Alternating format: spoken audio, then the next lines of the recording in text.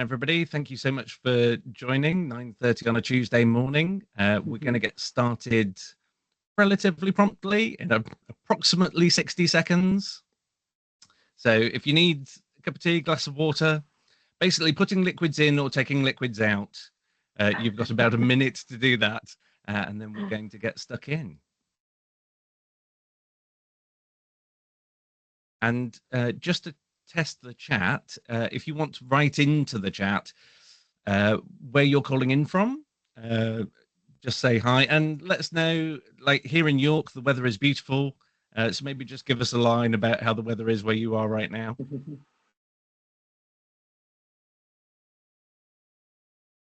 Welcome to those people just joining. We're going to make a start pretty soon. So I'm just inviting anyone to write in where they're calling from. And yeah, what's the weather like right now? Wherever you may be. Basically, I'm just showing off that right now outside my house, beautiful blue skies. Good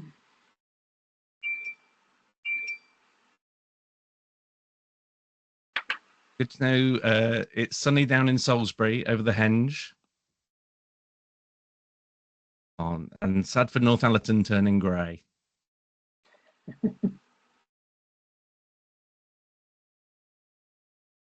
Yeah, I bet it's Gillian, Aberdeenshire. Welcome. Thank you so much for coming. Okay. Well, I think we're going to make a start because for those people who haven't quite joined us yet, this is going to be recorded and will be available to everybody who signed up afterwards. So welcome. Exactly a week ago yesterday, I was at my aunt's funeral. And I went up and talked to my uncle. They had that moment. It's a bit like meeting the Queen, or now King, if you sort of queue up to go and speak to the most bereaved person there. And I found I was just completely at a loss for what to say. Part of maybe the cultural baggage that I carry is just a complete avoidance of the subject of death and grief. And it made me reflect that if I couldn't find the words and the way to support my uncle, how challenging must it be if you're a leader, if you're a manager, and you have people on your teams who are going through this very human thing, and you want to support them, but at the same time, you also have all these other responsibilities as a manager and a leader to balance. And then I went, oh, well, I'm really glad that I have a webinar coming up in exactly a week's time where 3 experts are going to share their tips with me. So that's what we're going to do this morning. My name's Tom Malcolm Wright. I'm a communication skills trainer and coach with h2h. And for the next hour, we're going to work through this topic together. So, Sarah, could we get the what's going to happen slide up, please?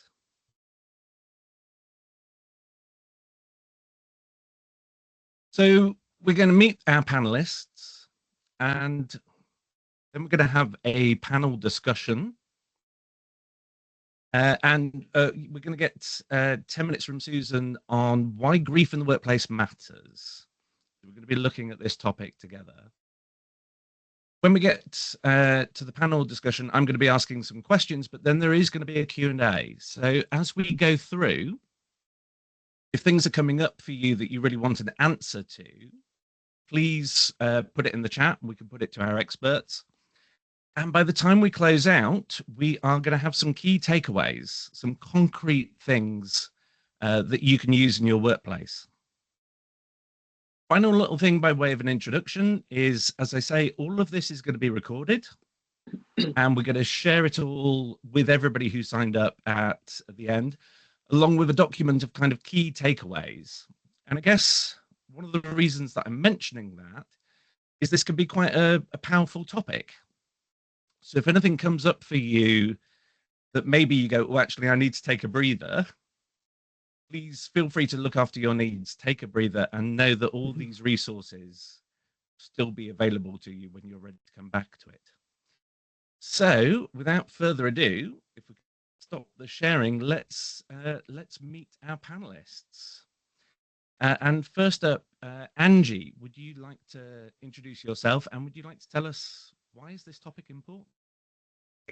Good morning, everybody. Thank you for the opportunity. My name's Angie. I'm a family support worker for Rainbow Trust Children's Charity. We work with families who have got a seriously or terminally ill child. I support 20 families in London and the South East, emotionally and practically in any way that I can. This matters because death happens all the time, therefore grief happens all the time. So it's a very important subject to get people comfortable with. Thank you. And Claire? Hi, I'm Claire Morley-Jones. I'm the founder of h2h. We are a people partner for fast-growing businesses. We help leaders to handle all of the beautifully messy stuff that comes with managing real people, whilst also keeping things strategically aligned and commercially sound. Over the years, I have seen both sides of this topic, which is why it's important for me, whether that's helping businesses to create genuine moments of compassion that make a difference to somebody, or unfortunately helping my own team through losing a team member a few years ago. And policies are not particularly neat, and people are very messy. So grief obviously is the most human thing of all. And yeah, so I'm looking forward to talking about that today. And Susan? Thank you. Well, firstly, thank you everybody for joining us today. I'm Susan Binnersley. I'm the founder and MD of h2h. And in h2h, we quite often work with organisations who are navigating quite challenging issues. And I also kind of look back to my early career in HR and line management, and kind of reflective of the diversity of skills that any line manager needs. But also, you know, a lot of line managers need both support and skills development to deal with the sensitive issue of grief and bereavement. So I'm just really delighted today that we can unpack that with some experts on this panel today, share some experiences, and coming back to Tom's point, hopefully enable people to maybe lean into these conversations a bit more easily. Thank you all. So yes, Susan, we're going to stay with you for a little bit longer. Could you take a few minutes to tell us more about why this is so important? Yeah, absolutely. I think it's already been said by people. It's so important because it's probably the most inevitable thing in life that at one point or another we need to lean into grief. And in the workplace, a lot of us have met that. So I guess that I'll do a very quick backstory. I think those of you who've been kind enough to join the webinar, you've made donations, you may well have seen the little summary about my own story. But we first encountered the Rainbow Trust when our son was diagnosed with a brain tumour. So way back in 1995, we had the joy of welcoming our second child into the world, and within 3 months found out he was diagnosed with a serious brain tumour. We went through lots of stuff you can imagine in the hospitals, but we discovered the Rainbow Trust. They were recommended to us, and I feel dreadful. I was trying to remember how, you know, in those moments you don't always remember everything. I'm not even sure how we came across you. So Angie, forever grateful to you. But we had some support from the Rainbow Trust during that time. The key thing was that sadly he lost his fight just before his first birthday, and this year would have been his 30th birthday. And we've never forgotten the help that we had from Rainbow Trust. We've periodically done some fundraising, and we just know what a difference it makes. And one of the lovely things is you provided sibling support. We had a 2-year-old who, I think that was a great age actually, because she was too young to understand, but just needed some help and some playtime. So we went through that difficult period, had some great support. So thank you for that. So again, here we are fundraising for Rainbow Trust, and thank you to everybody who's making a difference, who's joined our call today. So why is it so important? I guess we work with lots and lots of managers, and we want to equip them to be able to lean into this really difficult time. And I think if you're one of the people who's been lucky enough to have a good manager at a difficult time of your career, then we all know what difference that makes. And there's an inevitability if you're a line manager, and I worked in a big organization. We're surrounded here by lots of good corporate organizations, other big businesses, and fundamentally, you will at some point have to support someone who's going through grief and bereavement. In my career, there have been sudden fatalities at work. So we've had to deal with things happening actually in situ at work, employees passing away, and also close relatives of employees. So I'm sure everybody on the call, this touches the work of managers in organisations and the HR teams. So I think it's really important that people have some support and actually know what to do in that moment. And I think the impact on the team can be huge, because people are uncomfortable with it. And Tom, you kindly shared that, what do you say? And we've all done that awful lineup and talked to people at funerals, and it's like, is it the right thing? Is it the wrong thing? Am I making this better or worse? So I think there's an inevitability of this situation happening in the workplace, and we just wanted to talk about it, really. And I was kind of smiling to myself. I remember when I was age 24, I'd not been working long. I was a HR associate, fairly junior role in an organisation, and an employee found out that his father had died suddenly. And back in the day, the senior managers had company cars. So the senior manager said, look, can you take this chap home? Here's my keys. So gave me his car to take this guy home to be with his family, which was the right thing to do. So then, of course, I'm like 24, I've never experienced grief. And all of a sudden I've got to get in a car with someone who's literally just had this awful news. And then I meet him, we walk out to the car, I get in the manager's car, and my second horrific moment is I'm looking at the car and I don't know how to work it because it's an automatic, and I'd never driven an automatic car. So I kind of look back, and we ended up, it almost was a little bonding moment, because this poor employee now had to coach me on how to actually drive an automatic car. So it was all fine. I got him home, but then you look back and you just think, I could have done something different in those really early moments. I don't think I did anything bad, but I didn't know what to say. What were words of comfort? What could I have done?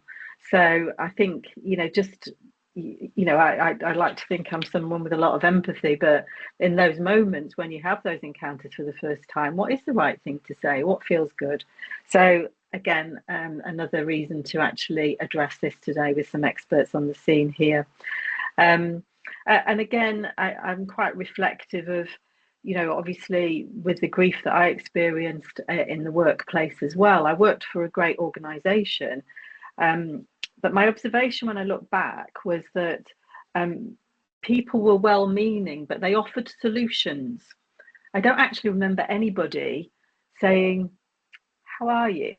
And what might be good? And I turned down the solutions. Somebody, occupational health, they offered me tablets. Do you want some drugs? I was like, where's that come from?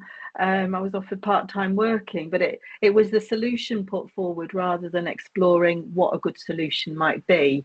And I think, again, that's made me quite thoughtful about today's session. And again, I had another example later in my career where a senior manager was very proud of himself because one of his own managers, his wife died, and he was very proud, and he announced, he said, I've cleared his diary, I've sent him home, I don't want him to see him for 2 weeks. And I'm like, well, and I knew this guy, I later talked to him. It was the worst thing that could have happened. Work was a bit of a crutch to him. He was sent home. And I think that what worries me then is in those 2 weeks, it probably set him down quite a difficult path. So people are well-meaning, but not necessarily actually exploring and listening. And I think because of the difficult conversation, and there's a little bit of me that thinks when he sent somebody home, it was probably easier for him to not have a grieving person to think about and worry about in the workplace. So, as I say, good intentions, but let's unpack some more meaningful solutions, I think, today. I hope I've not overrun the time, but I just think today's all about both topping up a toolkit, but also developing a bit of confidence to lean in and have those conversations at that right time. Brilliant. Thank you. And yeah, presumably everybody who has signed up for today, you're here because you're kind of aware that the issue needs some thought. But yeah, we could all do with some kind of concrete tips and advice, which is why our wonderful panel are here. What's going to happen next is I'm going to go sort of panelist by panelist and give them a gentle grilling. If as we go through, questions are coming up for you, our lovely audience, feel free to put them in the chat. We won't immediately answer them, but we're going to have a Q&A at the end. So feel free to start contributing questions as they pop up for you. If it's the kind of question where we go, actually, that's possibly too big and too specific for us to unpack, then what we may do is make a note of who you are and your question and put you in touch with one of our panelists afterwards, if that's all right. Great. So we're going to start with Angie. Angie, you're working with grieving people all the time. What do they wish that their work colleagues and managers understood? So I think, first of all, when somebody dies very close to you, you automatically become part of this club that other people are in as well, because they've lost somebody close to them. Some people are very comfortable to address the fact that somebody's recently been bereaved. So if they come back to work, they're comfortable with how to approach them and what to say. Some people aren't comfortable with that, maybe because they haven't experienced it, or as was previously mentioned, they don't have the words.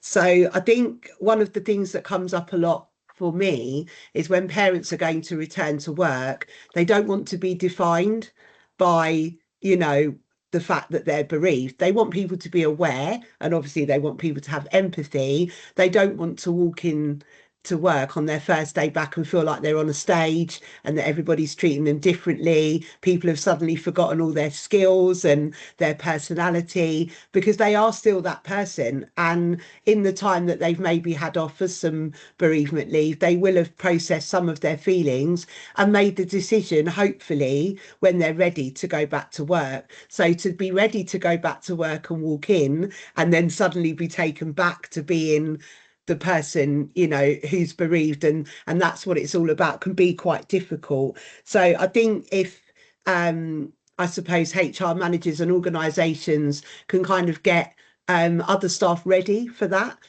before somebody returns to work, to just make them aware that, look, they're coming back, it's going to be really difficult for them, and just to say what you feel comfortable with. Different people have got different things that they like to say. Some people like to say condolences, some people like to sound very sorry, some people are quite brave and will say, I'm sorry, I'm sad to hear that your mum died, which some people are like, that's quite, full on. But actually, that's just that person being honest and using the words that they feel comfortable with.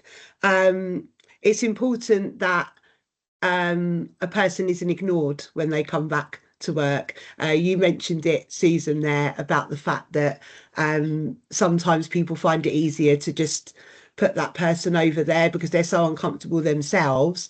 That it definitely isn't what somebody wants when they have just returned to work from anybody.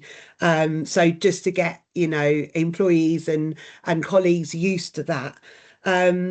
There's every chance, as again Susan mentioned, that person is returning to work, and it's going to be a space for them away from their grief, which is very, very important, that somebody does have some space away so that they can still be who they were before, and they still can think about who they're going to be after. And often work does provide that space. I especially find that for parents when they're returning to work, because it's an adult environment, they want to be part of that again and just have that space away.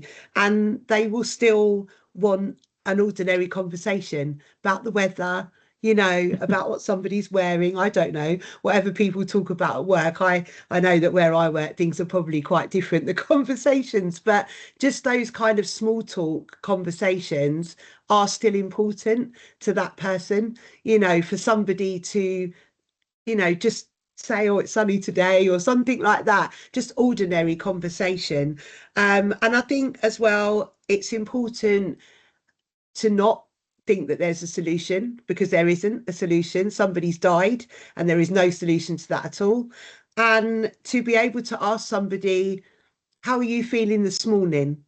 Or how are you feeling today? You know, for people to be comfortable, colleagues, to ask that. Because actually, if you say to someone, how are you? They'll just automatically try to protect you most of the time and not tell the truth. Whereas if you say, how are you this morning? There's every chance that they'll actually say, it's not a great morning this morning, or, you know, I feel really tired, I didn't sleep well. And it gives them the opportunity to say it and then for you to respond. So I hope Great that's, tip. yeah. I'm definitely going to file that one. Okay. How are you this morning? And Yeah. sounds like the headline there is, don't be too weird about it. Yeah. Ask them how they're doing and then be prepared to talk about the weather. Yeah. Great. Always talk about the weather. What are some signals that managers and leaders can look out for that might indicate that a person's struggling a bit? So I think this is a double-edged sword, because people's behaviour and what they're doing in the workplace can sometimes be their way of coping, but it also can be a sign that they're not coping. So I thought about this a lot and actually asked a couple of parents that I've worked with who are bereaved. I think definitely if somebody seems very rushed and panicky, to get things done, to make sure that they're showing that they're still capable of doing their job, you know, completing tasks very, very quickly.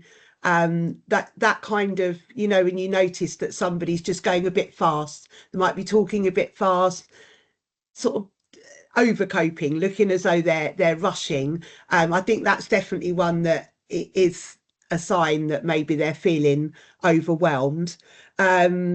Maybe somebody who stays later and doesn't take lunch breaks because they are afraid of what interaction maybe a lunch break or a tea break might bring.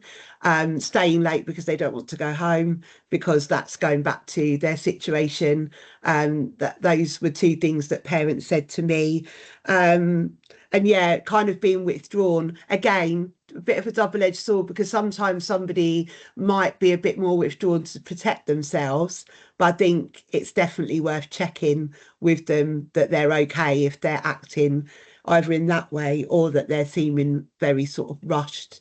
You would expect somebody to act differently, maybe from how they used to act. You know, they've got a lot more on their mind. They're half of their mind's probably at home or with arrangements or with whatever's going on, depending who's died. And yeah, they just might seem more vulnerable, which just might be something that you notice because of how well you know them. Yeah, that makes sense. And so if colleagues do notice that somebody is struggling, how can they best support a grieving colleague? I think, again, by asking them, how are you this morning? You know, how are you today? Giving them the opportunity to say, obviously, if you are somebody who is in HR and your kind of responsibility is to look after the people in your organisation, then to ask them, how are you doing? How is everything going? You know, do you feel as though you need to change anything? Is there anything that we can do to support you differently? You know, sometimes somebody comes back to work and how they think they're going to feel, then when they get there it isn't. Doesn't mean they can't come back. It doesn't mean that they should go back off. It means that maybe something needs to be adjusted, just like when somebody isn't well. You know, I know it's a bit cliche, but if somebody breaks their leg, we're all comfortable with that. Do you need something to put your foot on? You know, do you need some help? We're all fine with that. It's exactly the same, you know, with somebody when they are bereaved. I know you asked about how colleagues can help, but I'm assuming that you mean HR and people as well. I mean, something that I think is really important is to have a really good policy around grief and bereavement, so that it's there for everybody to use as a framework when something does happen. I think it's good if all employees have read it. I don't know whether that happens in other organisations. It definitely does where I work, because that's what we talk about all the time. But for employees to have read it, because it may not apply to them at that moment, but it may apply to them later on down the line. They might, you know, for them to know that it exists and that it lists all that stuff out about, I don't know, money. How long are they going to get paid for? How long do they get off? It doesn't matter. When somebody's died, we still think about all of that stuff because that's there in the background, you know. Oh gosh, I've got to earn money. I've got to pay bills. So having a really sort of good policy that covers everything. Training, I really, something that I've noticed, I run the bereavement training at Rainbow Trust, and I've realised that all organisations should have some sort of training, even if it's for a couple of hours, just around grief. There's some brilliant resources out there that get people talk about death, dying, grieving, you know, and it really, really helps. It helps us. And I think it would help all organisations to just have something small. If anyone wants any details of the resources, let me know and I can send them. Because I just think if people are more comfortable talking about grief, then they'll react and respond a lot better to somebody who is bereaved or grieving, even if they've never experienced that themselves. And just the obvious things, really, an open door policy that person knows at any time there's a person there they can come and speak to. I think it's always good if they, you know who they should go to if they need to ask anything, rather than having to go and ask someone, who should I go to? Might seem obvious, but it isn't happening everywhere. Listening and, you know, asking them what, before they come back to work, what are your concerns about coming back to work? Because it will be different. It won't just be the things that you think it might be. And I think not making assumptions is really important, and to ask the person, they are still a person and they will still be able to answer. Brilliant. It sounds like not making assumptions about what somebody needs and is feeling is going to be a key theme. Really important. Yeah. Right, thank you. And yes, we would love those resources. And we, just as a reminder to our audience, we're going to collate all the resources that get mentioned and send them out to all of you. Yeah, first question appearing in the chat. That's fabulous. Keep them coming, and then we'll answer all of those in our Q&A section.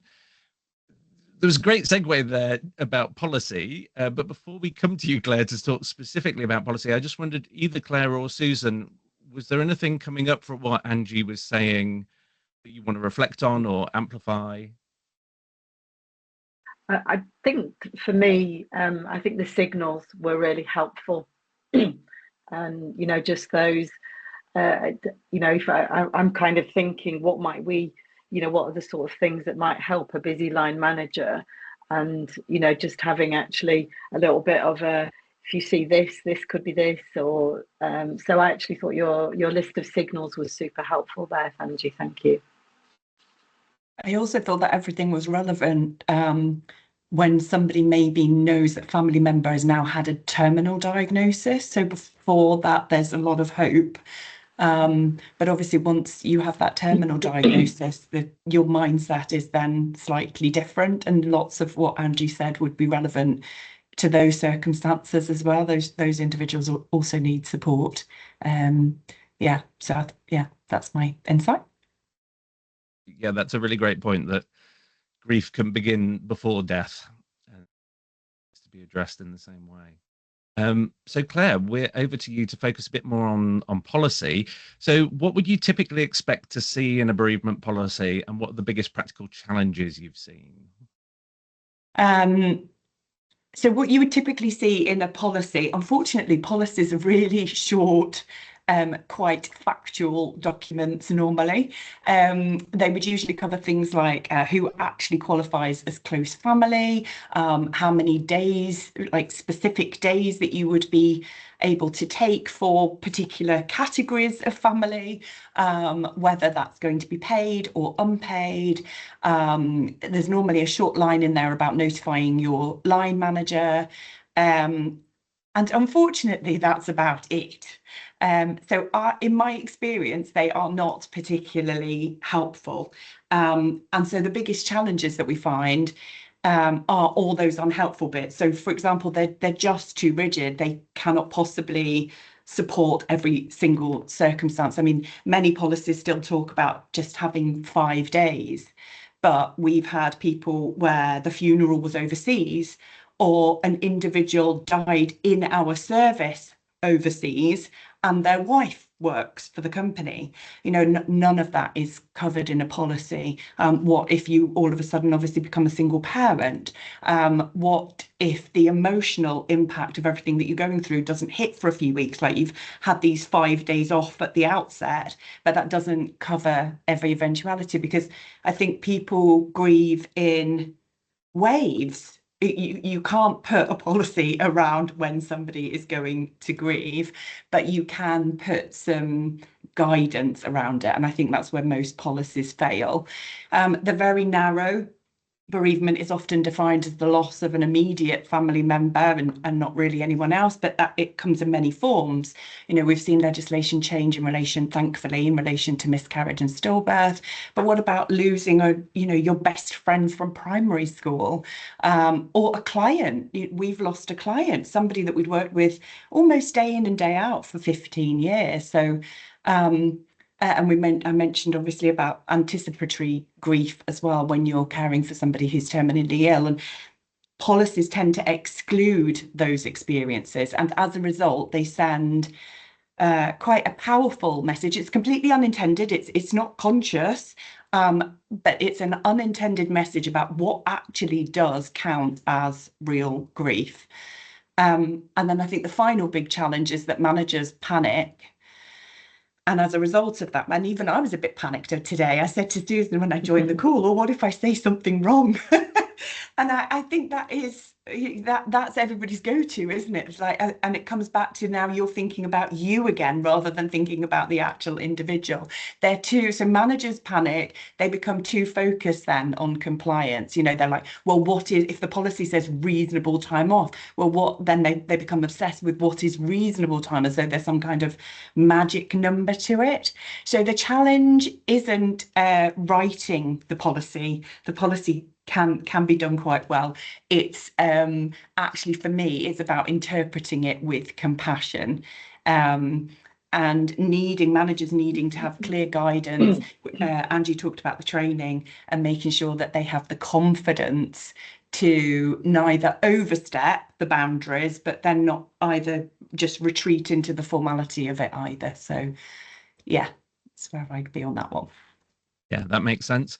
So given what you've just said, that policies themselves are, good to have, but are not going to be able to address everything, what can HR do to help bridge that gap between the written policy and the culture that people actually experience?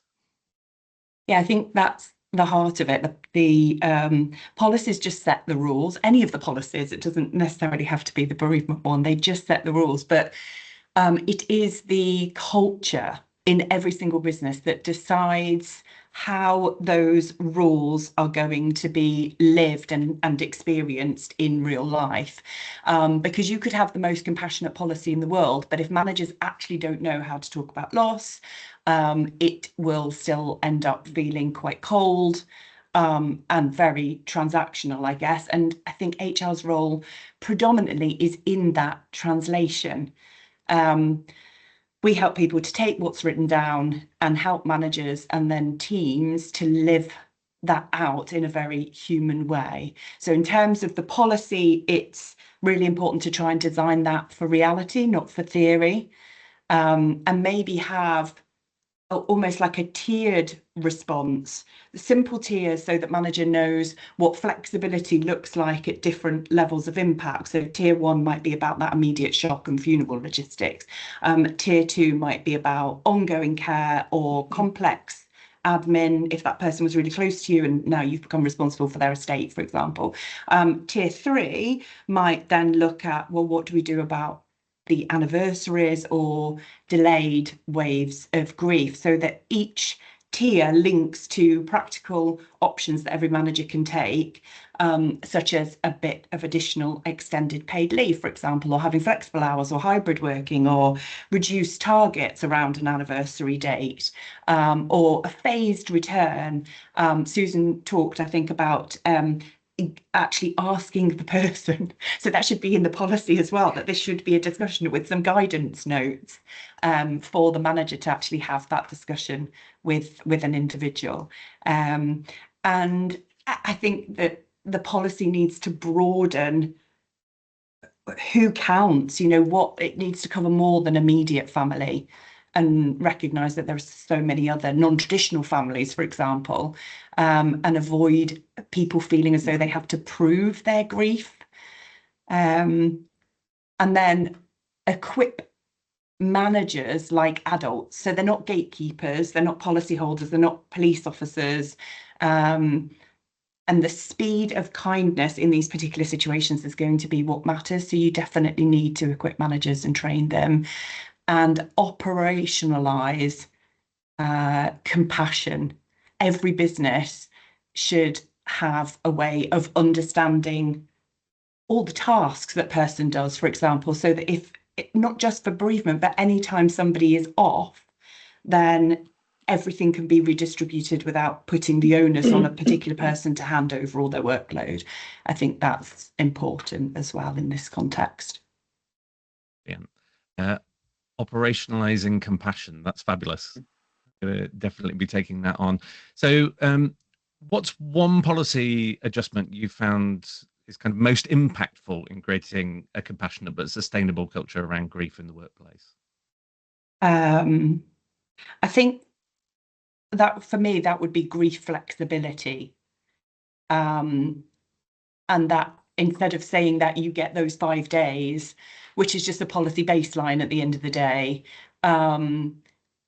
that you can allow further compassionate leave, that you have those tiers that I spoke about, that you can offer different solutions, that the person can opt either to take or not. So you have options to give them, that then they can choose a tailored package that suits their individual circumstances, rather than it just being this is what you get, essentially, whether you like it or not, being packed off from work for 2 weeks, when I mean, that literally would be my worst nightmare. I would need to throw myself into work to take my mind off it. So I mean, grief doesn't politely end on the day of a funeral. It can be months, it can be years later. It's an anniversary or a birthday or smell of a coffee, or loss can land at literally any point. And so that would be my key thing, the flexibility, and then being able to pair that with a manager's support toolkit that they know exactly how to apply, so that managers are confident, they're consistent, they're kind, which then obviously reinforces the culture, which is both compassionate and kind, so that the business doesn't fall apart, people feel trusted, they feel respected, and that will go a long way to creating a significant amount of loyalty in a business as well, when you can deal with those compassionate moments for people. Thank you very much. Seeing lots of great points appearing in the chat. So remember, keep posting in the chat, and then we're going to have a whole section in the Q&A where we're going to really engage with your comments and your questions. So keep them coming. They're not being ignored. Their moment to shine is coming. Angie and Susan, is there anything you want to reflect on, ask about, or kind of amplify from what Claire was just saying? I just loved the tiered, and what you were explaining about the tiers. I think that's such a good idea. I think that would really be effective for so many people who have to return to work, including me as an individual, not just as my job. I think that that's such a great idea. I'm going to remember that. And I loved operationalizing compassion. Yeah. Brilliant. I think, yeah, we have our first slogan from today's webinar that we need to get onto posters in offices. Susan, anything coming up for you? I think, yeah, just the kind of living and breathing, the flexibility there. And I think the timelines that you talked about, Claire, were really interesting as well, because I found it quite interesting in kind of talking to professionals at the hospital. A lot of people said don't consider any kind of bereavement counselling for the first 6 months. And I know that's a bit rigid, but actually I can kind of see how that plays out, because you're going through lots of other stuff as well. So I think that that flexibility over a much longer timeline is super important. It's probably in the managers' heads for the first month or so, and then they think, oh, they're getting on with life now, we're okay. But actually it's still there. So I liked the stress on the kind of longer timeline of support. Right. And we're going to stay with you, Susan. So from a leadership perspective, what's the impact of getting this wrong? Well, I think it's huge if you get this wrong, because there are moments in our lives that really matter, and how somebody responds to you in these moments will stay with you forever. So I think, what's the impact of it? Ultimately, somebody might simply find it too difficult to work in that workplace anymore and may just leave. You may well also have some people who need to take extended time off because they simply can't see how they can function if the environment that they're in isn't supportive and compassionate. So I think the implications ultimately could lead to somebody leaving an organisation, but for the individual, the implications could be much worse, because that could send them. I think you have I think this is why being a line manager, we do lots of support for line managers, because I think they have such a huge job. And at moments like this, you either have the option to ease their difficulty or make it even worse. Hence the webinar today. So I just think it's the way somebody leads, the way the manager leads it not only supports the individual, but it also sets the tone. Claire, you talked a lot about the culture. It's setting the tone for the organisation, and others watch. I quite often think whenever any organisation is going through difficult times, even things like redundancy, everyone who's not impacted is watching, and they will decide, is this a place I want to stay? Because that could be me next time. So I think there's the immediate impact on individuals around them, and there's also the impact on everyone else who's now reading the culture that this person and the tone that this person might set. And that all sounds a bit dramatically down, but actually where you have a skilled leader or just someone who cares enough, I think you don't always expect people to come out with the right words, but you know what their intent is. And I think one of the really healthy things that we have in just about every leadership program we run, we will open up with, let's create a climate of psychological safety. And that's so we can have good conversations about whatever we might be talking about on that particular workshop, for example, but actually equipping people with that sense of psychological safety is important for these conversations as well. So in some ways, that's a huge responsibility, being a line manager, that you can make such a profound difference, not just to the person who's grieving, but to the whole kind of climate around you in the workplace. But I think that happens every single day. People often say that people leave a manager, not an organisation. So, we're looking at it in one context, but generally, I believe that to be true as well. So given that we might just have put the wind up some managers and leaders by raising the stakes even higher, what are some things they could do to be prepared for a conversation around death and bereavement? So I've talked briefly already about that, creating a climate of psychological safety. So, think about how you're going to lean in. I would just encourage line managers to lean into the conversation. And yes, treat it sensitively. And we've had some guidance from both Angie and Claire on how you might actually have that conversation. But I just think lean in and have the conversation. I quite often think, and I've experienced this myself, even with close family members, quite often people don't mention Daniel. you know, it's like, you know, I've got very close people. I'm not sure they've ever mentioned his name. And it's like, I haven't, you know, you don't forget that you've lost somebody. So it's okay to ask. Do you know what I mean? I think people almost just avoid the conversation because they're scared of reminding you. Well, you know, I guess it's, let's just tell everybody I've not forgotten this person.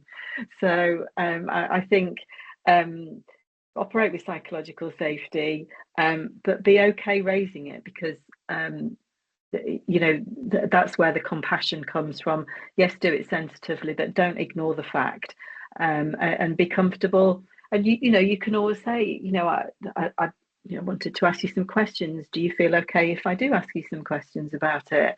At whatever time, you know, literally decades have passed, and there are people close to me who've not asked me how it was. And I know they care, but it's like, you know, where's the conversation? I think the other thing that would be super helpful, we always suggest to managers to just talk things through with their peer group. So, you know, if you've got a huddle of line managers, just talk about it. Like, have you ever experienced it? What have you done? What worked? What didn't? You know, we have so much experience in the workplaces that we're surrounded by. Just having a chat, not necessarily with someone who's directly experienced grief, but who's had the experience of managing someone who's going through grief. So let's just use that resource amongst each other and have those conversations with peers to share experiences and develop confidence that way. Because in a way, that's almost rehearsing some of the conversations managers might have. And I just think that I'd learned, I think it's already been said, but I will stress the, yes, people lean in the immediate aftermath of bereavement, but it's the longer term thing. And I just think it's just equally important that, you know, people have to learn to live with grief. I was thinking it becomes your new mate. It's always there. Sometimes it's supportive, sometimes it's hard, but you've got you're living with it. So as a manager, those check-ins that both Angie and Claire have given us are super important. And I think for me, I probably hinted at this before, but in terms of things that managers can do, it's about the style of conversation. So don't do I'm going to send you home, I'm going to do this, do you want to do this? Don't have those closed questions, just have those short, you know, how are you? How are you today? Picking Angie, how are you this morning? And what might make it easier for you to be here with us? And just ask some of those open questions and let people give the line managers the clues. You don't have to have the answers. I say this a lot in all sorts of line management situations. You don't have to know the answer to something. You just need to ask a good question about it. So ask those open questions with some good listening. And I think you'll find out what's going to be helpful. Yeah. I'm seeing lots of great stuff appearing in the chat. We're going to go to a Q&A in just a couple of minutes. I'm going to close off by saying we don't have a huge amount of time, but I've got a really big question for you. When I'm working with my coaching clients, they're all saying that they want to be compassionate people, but they're so kind of overwhelmed with the demands on them. So how can a business leader set the tone for a compassionate culture without losing focus on business needs? I think for me, you have to balance the pragmatism with empathy. So sometimes somebody simply wants and needs to know this is the company policy. So Claire went through that. So yes, you have to be pragmatic, but actually sometimes knowing what's there is super helpful anyway. And then you're not worrying about it. Oh, if I need another day off, can't I? So there's the practicality of, yes, do proactively share what you know, what your policy is. But then there's the lovely question of what else might be helpful, and when might it be helpful? So again, I'm all for making life easy by asking some very short open questions and let the individual tell you what might be really helpful, rather than the manager making lots of guesses and hoping that one of them is right.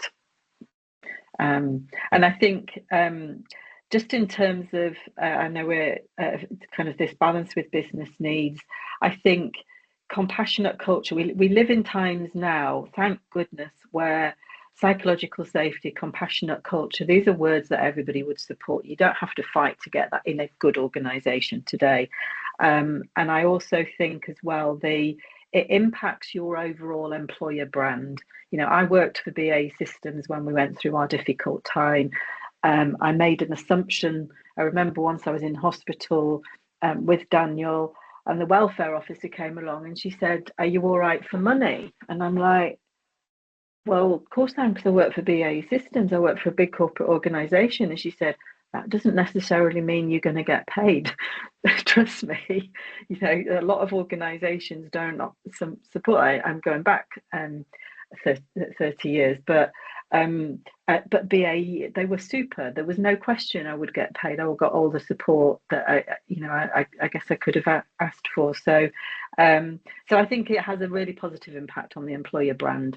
You know, we do it for much more compassionate reasons, I would hope, in organisations, but actually it impacts your brand, and people stay. I went to BAE for 2 years. I stayed for 16. Brilliant, thank you. Claire and Angie, anything from that Susan said that you want to comment on, amplify, question? I think what Susan was just saying there about, and we've talked about this a lot, haven't we, asking those open questions and asking the person. And I agree, we shouldn't solutionize for an individual, but we should also accept that sometimes they just don't know.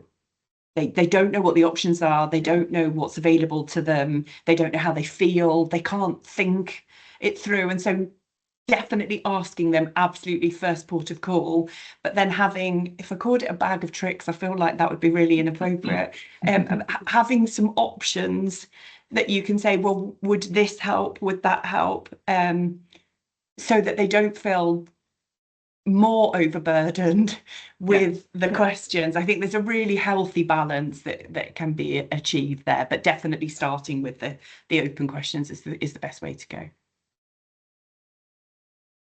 Angie? Yeah, I just wanted to say something that a parent said to me that I thought was quite helpful, is that grief is consistently inconsistent. And I think if people can remember that, you know, they don't know. A lot of people, they don't know how they're going to feel in 6 months. Why would they? You know, they don't know how they're going to feel. That's very true. It's consistently inconsistent. So there's another one. Brilliant. Yeah. Thank you so much. So we've got about 4 or 5 minutes for jumping into the chat. I can't promise to get through them all, but if there's a burning question where you go, oh, they didn't talk about that, now is your moment to get it in there. So Beverly has raised, how can we become better at identifying and responding to delayed grief, especially when it presents as burnout, irritability, or disengagement rather than openly expressed sadness? Rather than it being a performance discussion, but possibly considering delayed grief.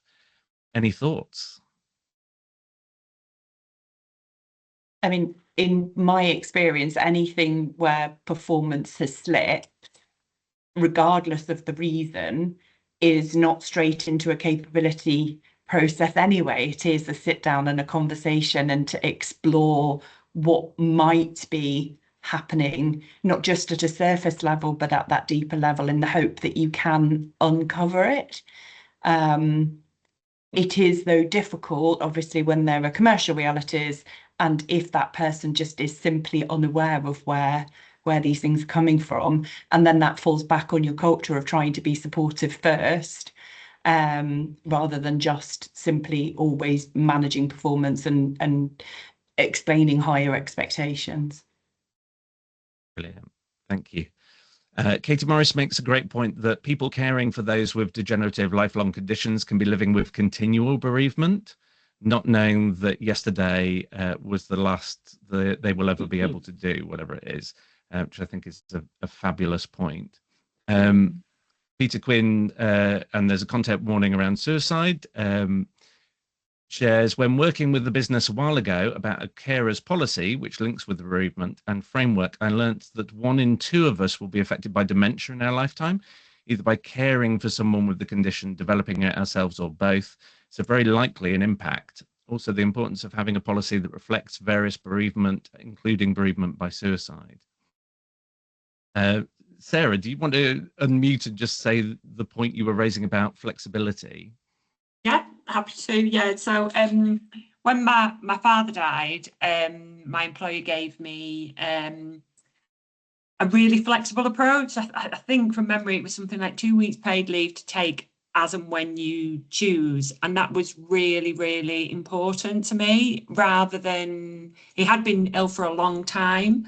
So somebody was saying about starting grieving early, almost when the person's still here. So I didn't need to take too much time immediately after. But then obviously you're waiting for funeral arrangements and and just knowing that I had that set amount of time, but the flexibility to do it as and when I needed it was really, really helpful, because then I also needed to help my mum. So having a couple of those days a bit later on when she was struggling was really important. And I just thought that point about flexibility for me in particular really resonated and was incredibly important. So, yeah. So. Thank you so much. We're not going to be able to go through all the comments, but there are 2 questions that I do want to do sort of at speed.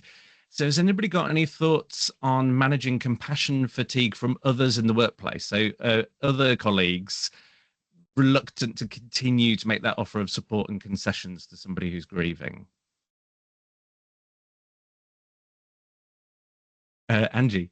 Yeah, so I think that this is where having some sort of training or group or, you know, discussion around death, just something that exists in an organisation, is important, because that's where those conversations take place, so that later on down the line, if somebody does feel a bit like, you know, this person's, you know, I don't actually feel that much sympathy anymore, how long is this going to go on for? Hopefully the work will have been put in earlier on. And I think that's why it's important to have, I don't want to call it training, but just some kind of grief death discussion amongst employees, maybe as part of their starting or part of a 2-yearly training, so that those conversations happen before.